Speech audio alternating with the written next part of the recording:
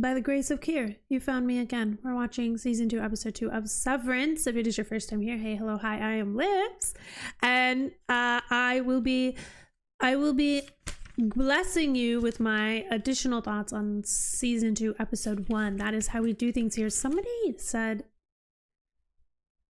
I think you're overthinking this show in the comments last week. I think you got lost. Yeah, we are over yappers, overthinkers. And if you don't like it, that's okay.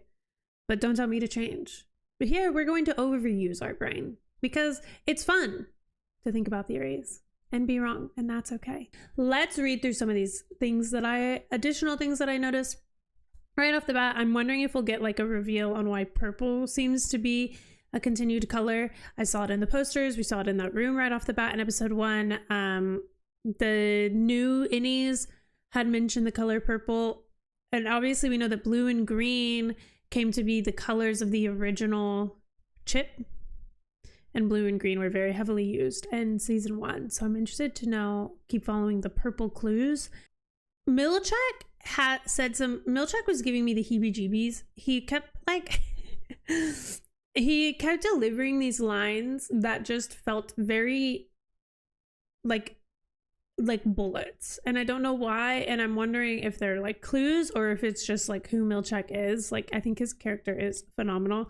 But yeah, he was giving me the chills. I wrote down he's being so creepy today because he said enjoy your balloons, and then it's been a minute, and it just feels like he's saying these lines that are like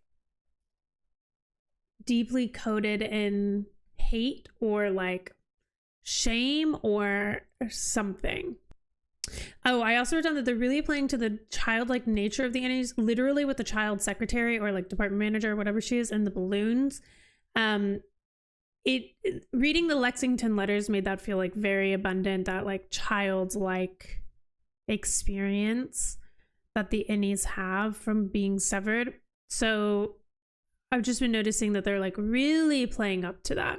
But also Milchek is not answering any questions, which of course, like, I think that what they're not telling us is almost just as important as what they are telling us. I tried to pause on a lot of different things. I thought I was going to get more information from a lot of different sources in episode 1, including the newspaper and the posters being the two biggest ones that I wanted to go back and pause on. I didn't get anything additional from them. On that newspaper, there was a lot of the paper did have blacked out, but what I did notice was that it's called the Kier Chronicles. Oh, this episode is titled Goodbye, Mrs. Selvig. And last episode was titled Hello, Miss Cobell. Interesting. I'm literally looking at me right. They called Miss Cobell a sadist.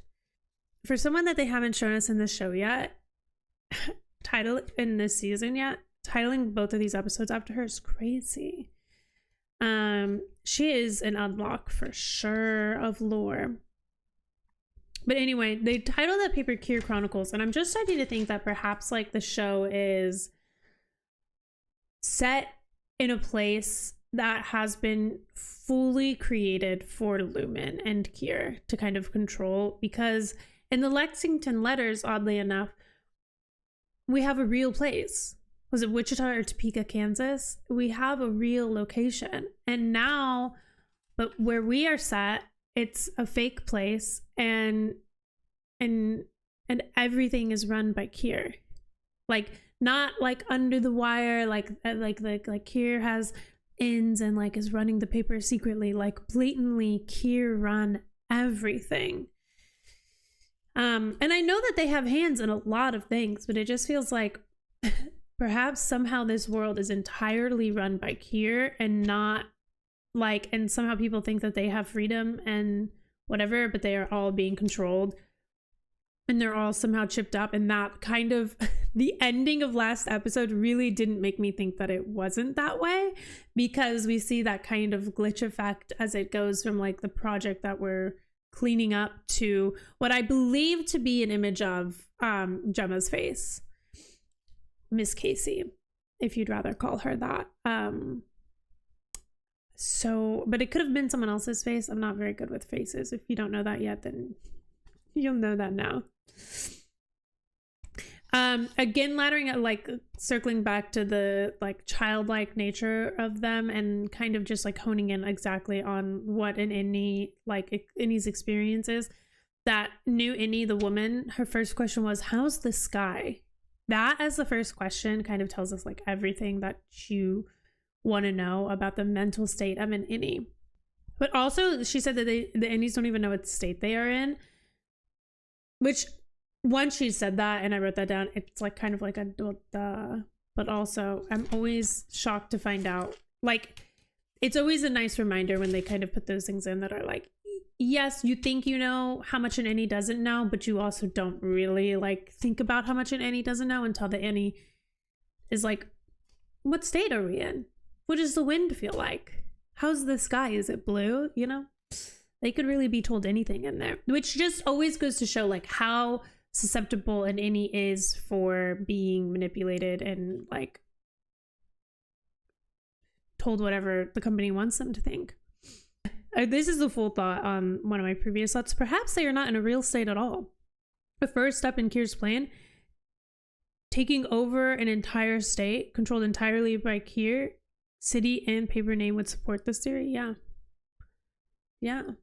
Okay, this is kind of wild, but like, I feel like perhaps I don't really think, I feel like Mark would know if he had a kid, or we would have heard if he had a kid, but it says, could the child deputy manager be Mark's kid? And the reason why is because they did this weird shot to a picture of Gemma and then a picture of the kid. And I don't know if that's what they were trying to tell me with that shot, or if it was just kind of like a, I don't know. I never know. Like, I'm really bad at telling faces, and I'm also really bad at like, I don't know. Oh, they're showing the clock a lot. The clocks seem to be, I'm gonna maybe start trying to keep track of what times the clock are saying. Maybe there's like clues in there, or maybe it's just like they're trying to show us how much time is passing inside. They are showing that a lot. When they and the other Innies were talking about their old perpetuity wings, it was fascinating. Literally brooms and animatronics. The animatronic does fit with the childlike mentality of things. The brooms is like wild, because you would think from a standpoint of like creating continuity, each branch would be the same. I wouldn't have thought that they would, perhaps though it's just like a testing theory, right? Testing like finances of things, but like using brooms and plates to create the figures of the Kier family. The painting obviously is titled Kier Pardons. Now the big painting that we see in the first episode is titled Kier Pardons His Betrayers. I mean, they couldn't be more on the nail on the head with it, right? I mean, you're letting us know exactly, or you're trying to manipulate with that painting once more, and they do that again with the break room. The manipulation goes so hard, like letting the Innies think that they're somehow like kind of heroes, but also that they want to, like, you're making them think that they like want to be here. You're giving them this choice, you're giving them agency, but it's all an illusion. Surely. I don't think, because Mark said, I guess the board accepted my terms, and Milchick's like, I guess they did. I don't think the board ever accepted his terms. I feel like this was the plan all along, to kind of manipulate the Innies to think that they had agency and choice, that their Audi wanted them here, and that they want to be there as their own Innie. I have a question, but I don't really want it answered. Why is Kier always flying around like a bird? I'm wondering if that will ever be answered. Milchick and Helly, odd dynamic there. There was a line where Milchick, or Milkshake as we may now call him, maybe I'll even buy you a drink at a bistro one day, and then it cuts to Helly's face and I'm like, what's going on there? Is that what happened? Did you guys have a beer at a bistro and now Innie Helly is also an op? I truly just think Innie Helly is like ashamed or something. Because her story wasn't that good. She said there was a gardener, and then Irv points out at night. A night gardener? So, or midnight gardener. And did Midnight Gardener come up in season 1, or was that just something one of you guys commented? I can't remember.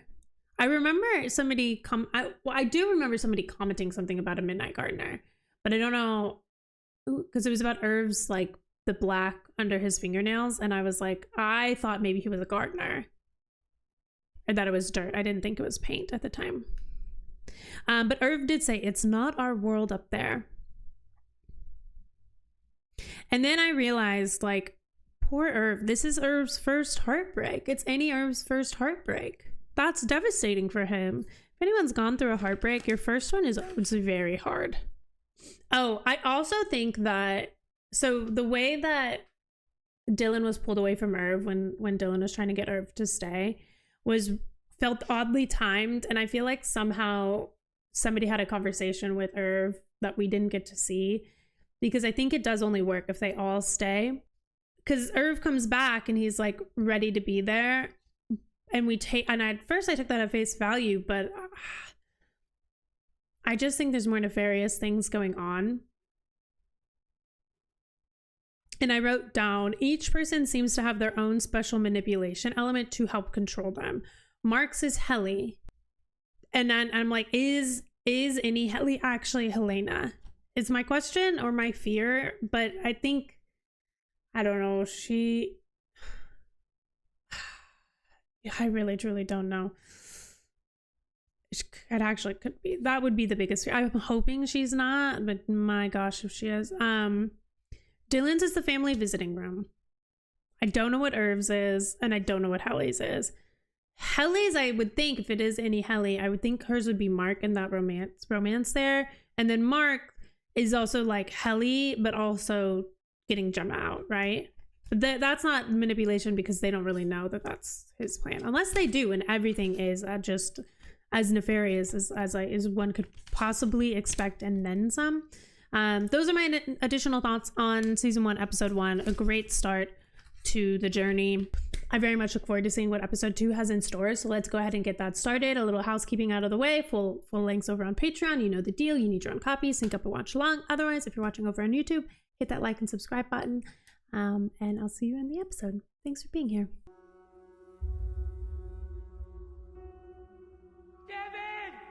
David! No. Listen, we're not happy. We're miserable. It's starting the exact same way. Oh wait, so now do we get the Audis? I mean, that would make sense because it says goodbye, Miss Selvig.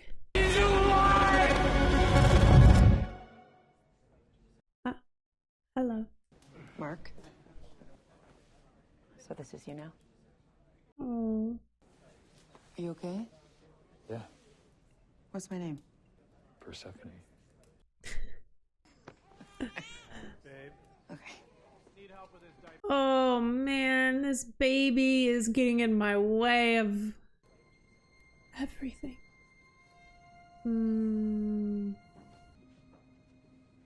Uh-oh. Daddy's mad, isn't he? Fetid moppet. Oh shit. Father? Oh, he hates her. Oh, damn. A grown man who can't have a conversation? Who's the real child?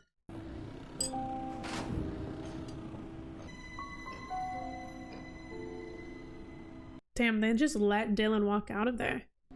I need you to go see all of them. Find out every word they said and who they said it to. And shall I fire them? Let Kier guide your hand. Let Kier guide your hand? Yeah, it looks kind of like elevators. Whoa. We've commandeered the footage taken by guests. Natalie is already doing outreach to media. And the Severance employees who were involved are being dealt with. Okay, thank you. Now, how are you going to blame her for it? I personally owe you a debt of gratitude. It cost me dearly. What did And it still cost you? you? Proved your loyalty tonight. Which is why we'd like to ask you back. Exactly. She's going to be rewarded for this in a sick and twisted way, isn't she? An apology is warranted. Well, maybe if you ask nicely, they'll hold your hand or give you a hug. I apologize. Whoa. My father apologizes. The board apologizes. We've treated you poorly. Okay. I welcome your contrition. I'm so glad. It's so creepy. There's much damage to control. I recommend we start by scouring the feed, and I need to interview Dylan G to see how he gained access to that. We have something else in mind.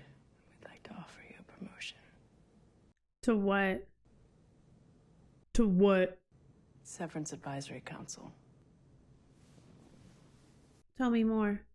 I never heard of such a thing. It's a brand new initiative. You'd be spearheading its formation. Your expertise is greatly valued. And what would she do? Which is why I should be running the severed floor. Oh. Mr. Milchick has been promoted to floor manager. Uh-oh. Your plan isn't gonna work. You don't value me. Ooh, shit. You fear me. Oh. We fear no one. We fear no one because they have so much control. I'll put some thought to it. Mr. Drummond will see you out. I don't need an escort. She's cooking. She's cooking. She had plans. And they just got in the way of her plans. That's why she doesn't want it. Earlier this evening, at an event where I was excited to share my status as a severed individual, I made the poor decision to consume alcohol while on a non-lumen medication for an arm rash. Whoa. That's the lie they're spinning? Which caused me to say some deeply regrettable things. Interesting. Ah, Mr. Milchick. How's your night been, Mr. Bailiff? Fine. They're showing Barbara of Seville on TV. We just need to know if anything of note occurred. Anything at all. Why don't you tell me what's going on, Mr. Milchick? He knew to lie. I've been reminded just how seriously my family's company affects the lives of real people around the world. You know your innie is a friend of mine. I feel confident he'd approve of me saying so. Shut the front door. Literally. Or shut it. And he's a man of principle, which is what makes this so difficult. You're firing me? You were involved in a physical altercation with another employee this evening, and I regret to say that you were the aggressor. Oh, shit. I'm afraid we've no choice but to terminate your employment effective. The hand of Kier guided him to fire them all? My words provided more fuel for pernicious hate and derision.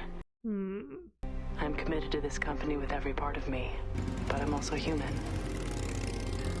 Look at that. Nobody else seems to live there. Just like my innie, and just like you. I am also human just like my innie. You don't believe that? But the way she folds down. New intro. Oh, he's a balloon. Whoa. Babies. Oh, because they're like children. Goats.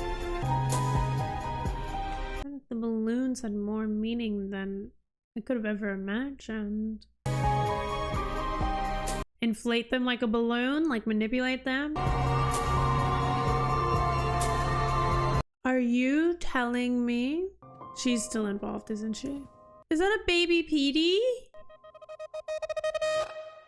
Whoa. Well, that was more drama than I planned. That was more drama than I planned indeed. Don't punish the baby, Rickon. This wasn't its fault. Why would he punish the baby? I'm not the only one who heard you say it. It's like I made this up. If I may, I really did feel it was clear you were referencing the baby. Obviously, I was referencing the baby. Damn it. Your wife. Okay? Yes. No, yeah, I agree. I think Rickon is right. I agree. Wow, she folded so easily. So let's Occam's razor this shit. You're looking for Eleanor. You find this picture. And then when Patton found Eleanor... Saved her, I'd still say. Okay, whatever. Yes, you still had it with you. Yeah, I think it's the only thing that makes sense. Come on now. I mean, okay, sure, whatever. Because Mrs. Selvig left her in there, or Cobell, whatever the fuck. Right. Perhaps Co-Belvig would be a helpful nomenclature. Rickon, okay. Mark's work, he went to great lengths to awaken himself, to alert us to abuses. He was inspired by my book. What the fuck are you even saying? Why are you being a dick to me? I'm trying to help you. I'm just trying to, get... Dr. Hale. See, it's not the baby. That would be so odd. Like, you're not just coming to my house, you're coming to my sister's house? I imagine you have a few questions. You must be Devin. Oh, she doesn't like him. She doesn't like anything about Lumen. She's smart. She's very smart. What happened tonight is what we call the overtime contingency. Yeah, you never told me about this. OTC disclosure can be found in your start paperwork. Seems the tech was commandeered by one of your office mates, allowing him to wake the rest of you for a period of 39 minutes. 39 minutes? That's all that was? I know, I talked to him. What did he say to you? If I tell you, are you gonna punish him for it? We have no punishments at Lumen. That's a lie. That's crazy. We're more concerned about how you're doing. I can only imagine how violated you feel. Yeah, speaking of violations, just wondering how common it is for your managers to commit fucking lactation fraud against their employees' families. Oh, because of Miss Selvig. Oh, damn. What we learned tonight is that she is quite severely unwell. She lives next door to me. And her behavior at Lumen seems to be the source of your innie's distress. Right. Nor bedevil you out here any further. Yeah, okay. I don't believe that for a second. But we do need to know what we're dealing with. Is there anything you can tell me? No, I mean, we're very tired. Yes, we are. Yes, we are. Say it again. Said all there is to say. Of course. I'll circle back. In the meantime, I hope to see you Monday. Yeah, I don't know, man. I don't know, man. He was the only one that actually wanted to quit. What your innie did tonight was completely unauthorized. It was also very brave. Shut up.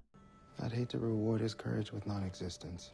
Wow. That is a crazy way to put it. That is so manipulative. What happened? Please give me the tea.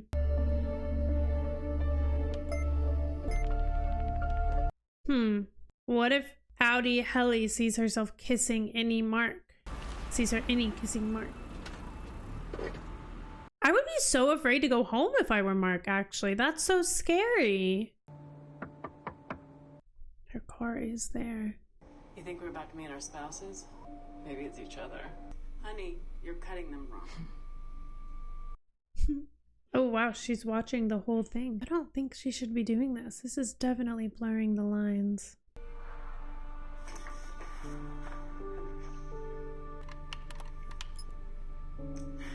She said, let me get a better view.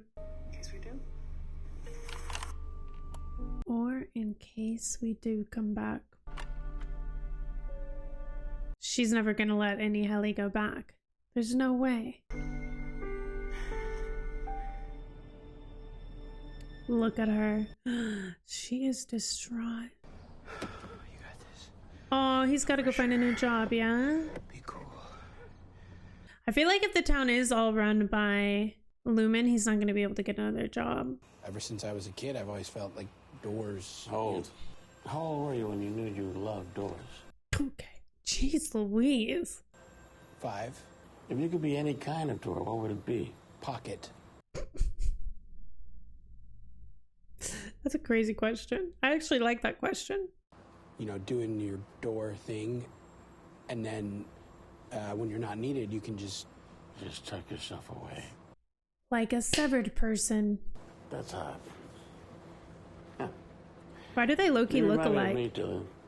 Oh, haha. You like kickball? You play on Fridays. There's a fun prize if you win. He loves a prize. And then Lumen, and they make their doors in-house. It's fucking hubris. They make their... Lumen makes their own doors? I was a severed employee, so... But, you know, it's just me here, and... Damn. That lost us... George, thanks for coming in. Damn. We'll consider your application thoroughly. You son of a bitch. We need a certain kind of person here, Mr. George, not a certain kind of two people. I mean, what do you think this is, a carpet factory? If you want to circumcise your brain, that's your business. But it doesn't mean I have to hire you. Circumcise your brain? Lesson learned. We'll never bring that up again, I guess. Read the room. I would have picked up the phone if it was good news. Oh, I'm sorry. You'll get the next one. Stop being nice. Oh. Hey, do we need more baby wipies? I'll get some anyway. He's got a lot on his shoulders. Children, a wife. I was just thinking maybe there was a way we could confirm what your any meant. Ooh, okay. We're not supposed to contact him, but Denise is a lawyer, and apparently you can petition. I'm quitting. Have you called them already? Haven't you been trying to get me to quit that place since I got there? I thought I was finally doing what you want. No. No, she wants to take them down from the inside. I mean, like, why was he so curious? You remember I identified her, right? If we could just get like a half step more confirmation, then it's not going to be something that continues to haunt us. Do you know what I mean? Us. True. She was my family too, Mark. Fuck. Yeah, but she was my wife. Okay. You're not the only one her death affected. Oh, really? It affected you? Yes. Did you have to tell her parents that she was dead? Mark, come on.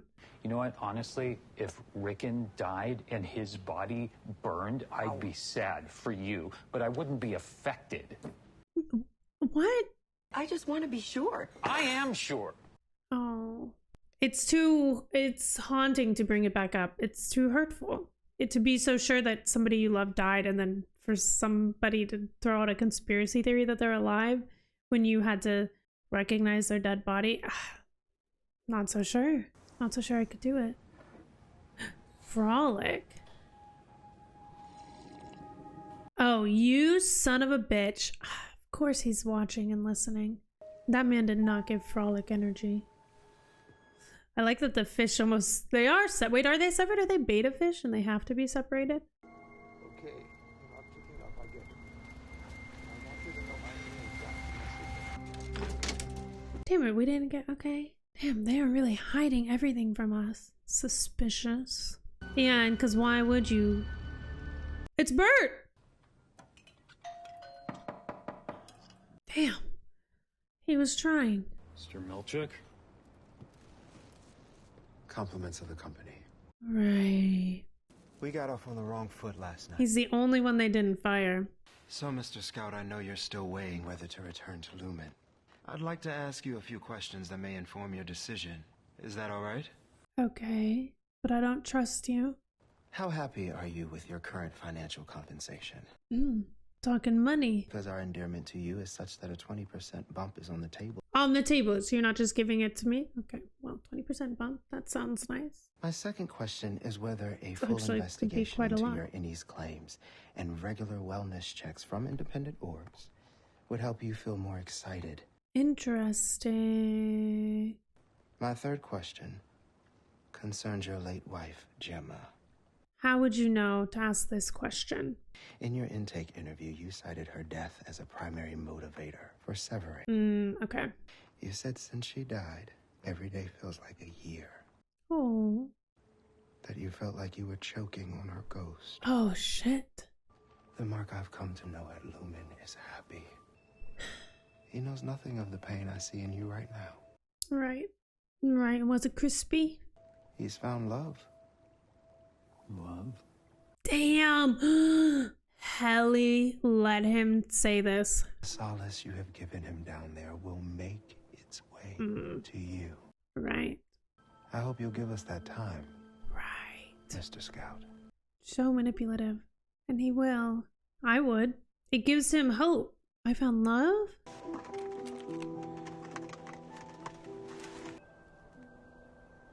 Some you creeper. So who are you bringing into MDR? I've got a floater from overseas and a pair who were laid off from 5X. 5X. No, don't say 5X like that. I had 48 hours to pull this together. Hopefully there will be some chemistry. 48 hours? You told me it was 5 months. His little We don't bitches. need chemistry. We need Mark S. back to work. Damn. Long enough to complete Cold Harbor. Cold Harbor? Is that his file on his wife? And that's why they were willing to bring back all the other innies. Good night, Mr. Scout. Good night, Judd. Good morning, Mr. Scout. Mr. Scout? Good night, Judd. 9:15. Hello, is anyone there? Is the board on? It's Marquez from Macrodata Refinement. Oh, that's this day. The board's going to give him what he wants, Whoa. We don't. including Heliar. Oh. He won't finish without them. Uh-oh. Damn Ha ha! Come on back, baby boy. Mr. Milchick? Mr. George. Damn, they're just pawn in the Mark S game. Pawns. I'm sorry, Mr. 3 days of work. I broke a fucking lease in Grand Rapids. Fuck you, Lumen! Uh-oh. Let's hope that whatever the drama is with 5X comes full force. Morning, Jed. I'm shocked to see that her Audi doesn't have like different. She doesn't hold herself any differently. She seems more Annie Helly than Audi. It seemed like she held herself with more. Oh, it was the. I'm thinking of the interview tape of Audi Helly. She held herself with more like contempt and confidence. Hey! Ooh, caught. Hello, Mark. Oh, she's leaving. Or is she? Where do you think you're going? What do you care? What do I... You inserted yourself into our life on like so many levels. Who are you is a great question. I told you what I'd gone through these past 2 years. You were in my house. More than you know. I ate your shitty fucking cookies. Damn. They convinced you to stay. Was a pineapple involved? Yes, but aren't you staying? You're so easy to sway.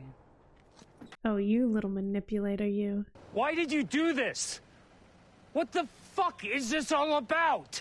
Let's get a little Do you know deeper. Something about Gemma? Damn. Oh, damn. She's not very good at keeping a secret. That's all it took you to fold and give it away? Maybe she really is leaving the company. No shot, though. Just because they wouldn't give her her job back.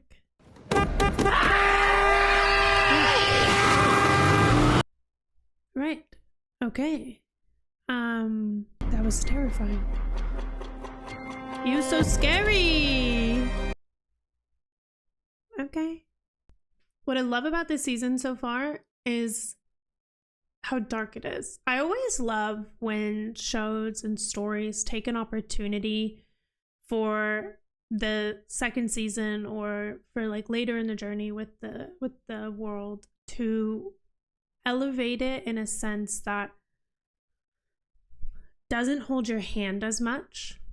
Like I feel like they're not there's like the easy way out to kind of drop a lot of bombs really, really early. But what they're doing is, I think, a richer experience where they're building tension and they're building suspense. And it's a little bit of a slower journey usually when they do things like that, right? To kind of ruminate, marinate, if you will, in the fear of it, in the essence of it, and build up those characters in a deeper way. And Helly being one of those that we spent a decent amount of time with in this episode, and I'm so glad that we did, or Helena, I should say. I wonder what it would have felt like to, we don't know anything about her personal life, right? But to watch, she thought of her, Annie, we know, as not a human, not a person, just kind of someone doing her work for her. And I did watch the after part, the episode. I didn't realize this for episode 1. I thought it was going to be behind the scenes, but it was more of like a there's something a little different than what I expected. But they called her, they said that Helena essentially saw her, Annie, as a servant.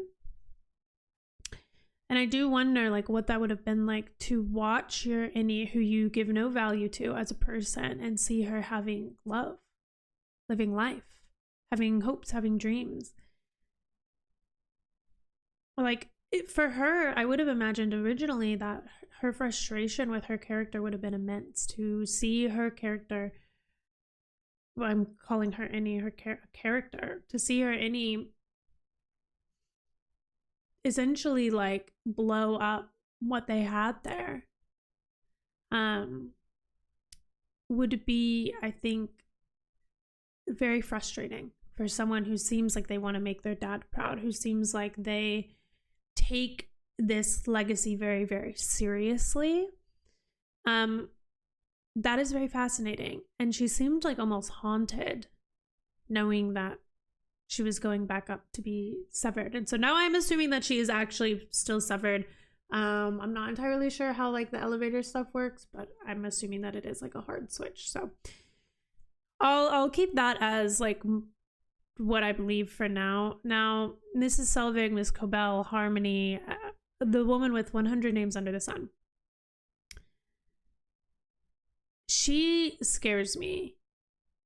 I think she's the most terrifying. I don't believe for a second that she is walking away from this company, because I think that she is a loose cannon.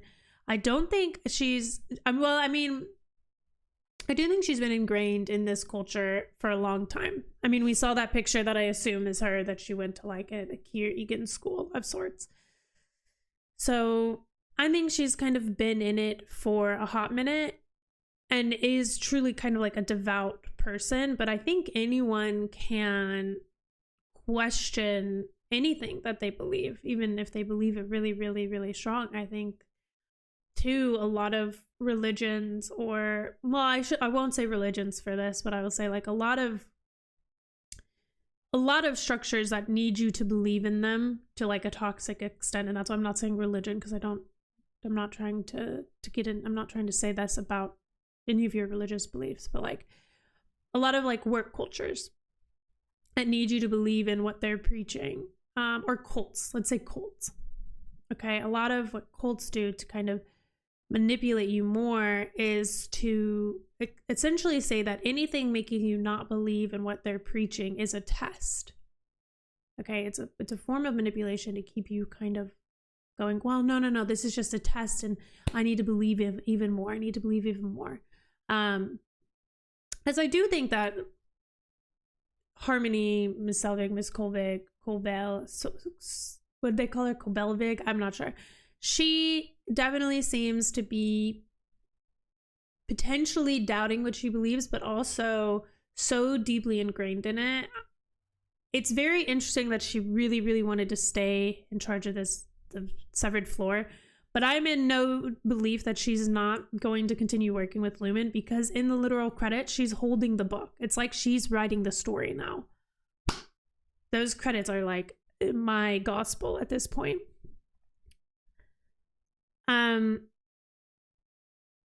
But she did kind of, I think she gave it away. Like Mark is having these conversations with his sister, and as much as he doesn't want to believe that there's a chance that his wife is alive and that this company that he works for is deceiving him on that front, like I think unlocking that now is better than them pulling that out, because it's like unlock that in him now and start to build the tension there a little bit more. And maybe we get a reveal, maybe we don't this season, but like regardless, it's dark and it's hopeless. And I think that is like what's been really delicious about this season so far.